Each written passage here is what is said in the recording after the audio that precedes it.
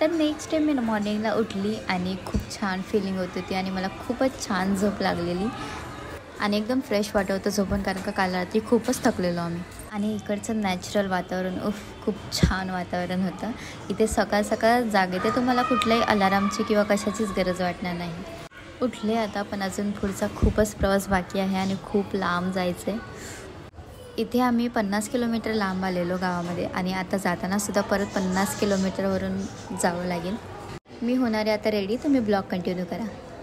हे दोघं almost ready झालेले आणि इकडचा तुम्ही हा बेडरूम होता आहे ना, इथे आम्ही झोपलेलो इथं बघू शकता. आणि खिडकी बाहेरून खूपच छान वातावरण होतं. असं वातावरण असेल ना तर मी इथे कमीत कमी 1 वर्ष तरी नक्कीच राहील.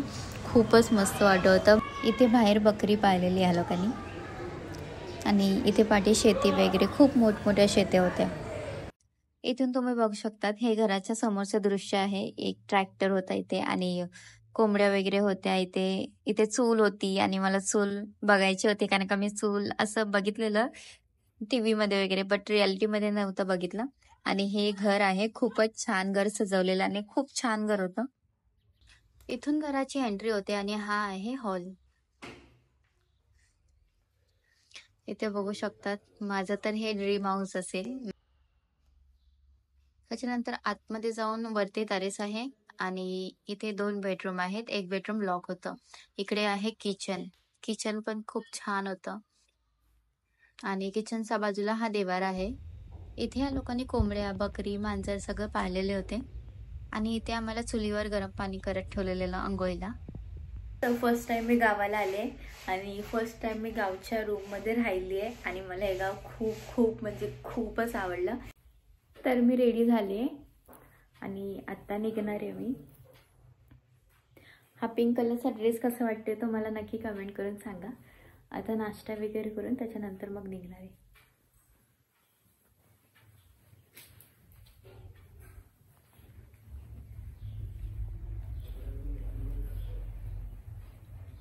हे अतुलच्या बाजूला काकी होता, त्यांनी चाय बनवून दिलेला आम्हाला. नाश्ता वगैरे पोहे खूपच छान बनवलेले आणि हे मांजर पाळलेलं होतं आणि मांजरचं आणि माझं खूपच चांगलं जमलेलं. आम्ही खूप खेळलो आणि गप्पा मारता मारता लगेच टाइम निघून गेला आणि आता मी निघणार आहोत. जाता जाता तुम्हाला इकडचा पूर्ण व्ह्यू दाखवते, तुम्ही बघू शकता.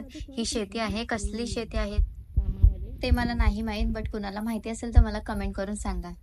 इथून आम्ही जाणार होतो शेत बघायला आणि त्याच्यानंतर कॅन्सल झालं, कारण का त्यांना कुठेतरी जायचं होतं. इथे बघा तुम्ही, इथे बकऱ्या वगैरे पाळलेल्या ह्यांनी.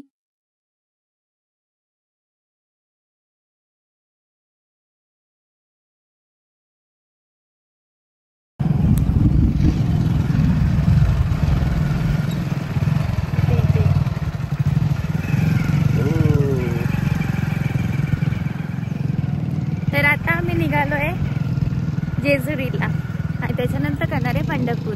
तुम्ही ब्लॉग कंटिन्यू करा.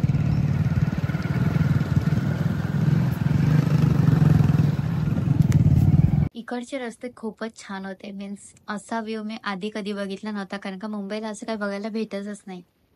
आणि हे बघून असंच वाटत होतं की अशीच लॉंग ड्राईव्ह चालत राहावी, संपूर्णच नको देऊ. जाता जाता आम्हाला अकलूज लागलेलं, त्याच्यामुळे माझी जी वहिनी आहे त्यांच्या माहेरला आम्ही गेलेलो. आमचं असं काय जायचं डिसाईड नव्हतं झालेलं, अचानक ठरलं. आम्ही विचार केला जाताना रस्त्यात आहे तर एकदा भेट घेऊन द्यावी. आम्ही इथे पोचलोय आणि मी फर्स्ट टाइम ह्यांच्या घरी आलेली. आम्ही भेटलेलो ते माझ्या दादाच्या लग्नातच भेटलेलो, त्याच्यानंतर आज आम्ही भेटतोय इतक्या वर्षानंतर. तेव्हा त्यांनी आमच्यासाठी जेवण बनवलं फटाफट आणि खूप छान जेवण बनवलेलं.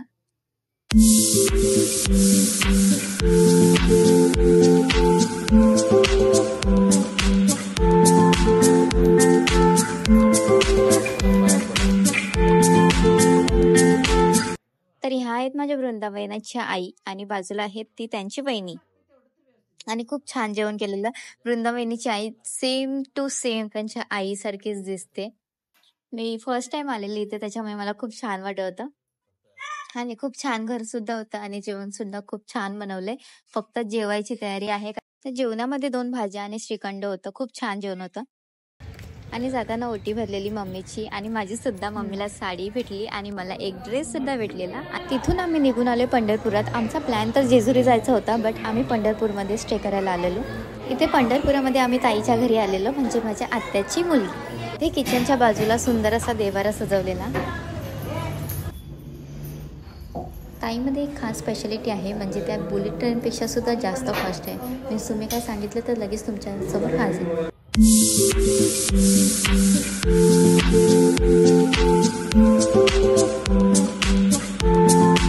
तिथून आम्ही सोबत गेलो पंढरपुरात दर्शन करायला मंदिरामध्ये. तर त्यांची ओळख होती, त्याच्यामुळे आम्ही डायरेक्ट 5 मिनिटात गेलो आणि जाता जाता त्यांनीच रस्ता दाखवलेला.